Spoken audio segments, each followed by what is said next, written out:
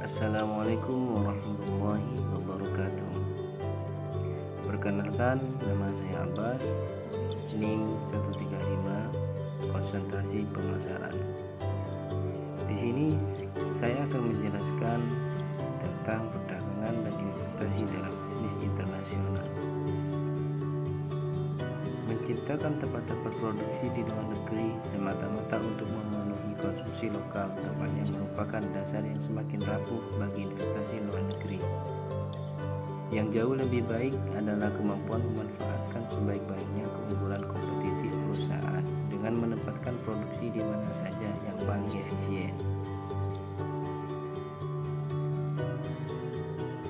Perdagangan internasional. Peningkatan perdagangan internasional menunjukkan bahwa ekspor merupakan strategi yang dapat meningkatkan penjualan. Arah perdagangan. Negara-negara industri mengekspor ke negara-negara maju ke seluruh dunia dengan imbalan bahan-bahan mentah. Berbeda dengan negara Jepang, Amerika, Australia, Selandia Baru mengekspor ke negara-negara berkembang. Mitra dagang utama.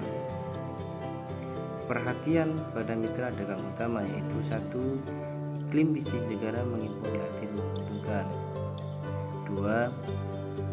Peraturan-peraturan ekspor dan impor bukanlah sesuatu yang tidak dapat diatasi. 3. Tidak akan ada penolakan budaya yang kuat untuk membeli barang-barang dari negara itu. 4. Fasilitas transportasi yang memuaskan telah ada. 5. Anggota-anggota saluran impor, pedagang, bank, pialang pabean telah berpengalaman dalam menangani pengiriman impor dari kawasan eksportir. 6. Devisa untuk pembayar ekspor tersedia. Memasuki pasar LN. Meningkatkan laba dan penjualan. Pertama, memasuki pasar-pasar baru. Kedua, menciptakan pasar baru.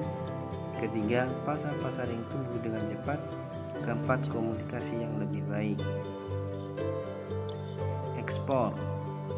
Kebanyakan perusahaan memulai keterlibatannya dalam bisnis luar negeri dengan mengekspor, yaitu menjual beberapa produk reguler mereka di luar negeri. Metode ini memerlukan sedikit investasi dan relatif bebas risiko. Mengekspor merupakan alat yang paling bagus untuk memperoleh rasa berbisnis secara internasional tanpa meningkatkan suatu sumber daya manusia atau keuangan dalam jumlah besar. Apabila manajemen tidak memutuskan untuk mengekspor, ia harus memilih antara mengekspor secara langsung dan tidak langsung. Teori dan kebijakan perdagangan internasional. Keuntungan perdagangan internasional. Pertama, memperoleh barang yang tidak dapat diproduksi di dalam negeri. Kedua, memperoleh keuntungan dari spesialisasi. Ketiga, memperluas pasar industri-industri dalam negeri. Keempat, menggunakan teknologi modern dan meningkatkan produktivitas. Kebijakan perdagangan internasional. A. Kebijakan substitusi impor, yaitu memproduksi di dalam negeri terhadap barang-barang yang terjadi impor. Manfaat 1. Mengurangi ketergantungan pada impor, industri penyedia kebutuhan pokok dan produk antara. 2. Memperkuat sektor industri, fasilitas memperbesar swasta berinvestasi. 3. Memperluas kesempatan kerja, dampak industrialisasi. 4. Menghemat devisa, perbaikan neraca pembayaran. Kerugian, menguntungkan perusahaan asing, fasilitas keringanan pajak, insentif penanaman modal. 2. Pasar domestik cepat jenuh atau kekurangan permintaan terbatas. 3. Memperkuat gejala monopoli akibat kecilnya pasar, jaminan kepastian pasar, pembatasan jumlah produsen, profit supernormal.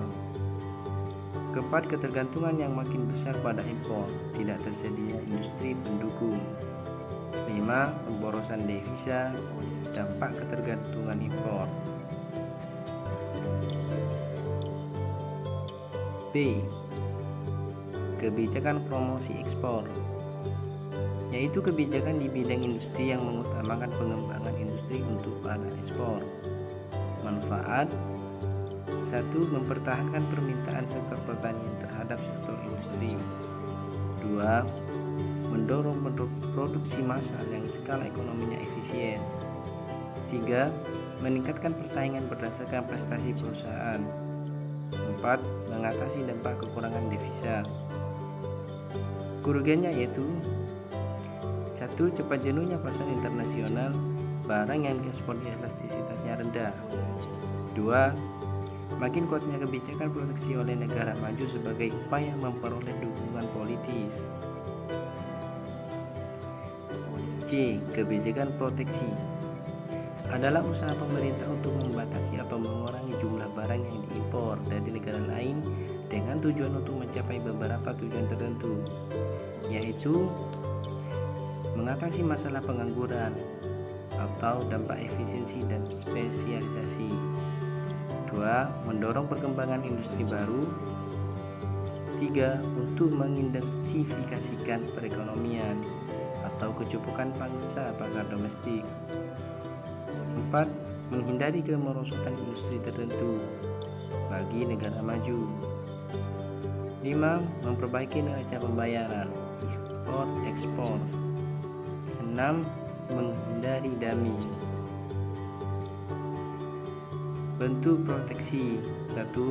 Tarif, yaitu pajak untuk komoditas ekspor, diberlakukan bila harga pasar internasional lebih rendah daripada harga domestik, bisa menambah pendapatan pemerintah.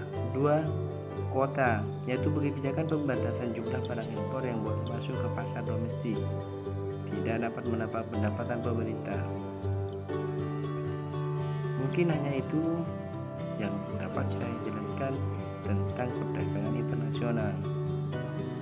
Terima kasih dan semoga bermanfaat.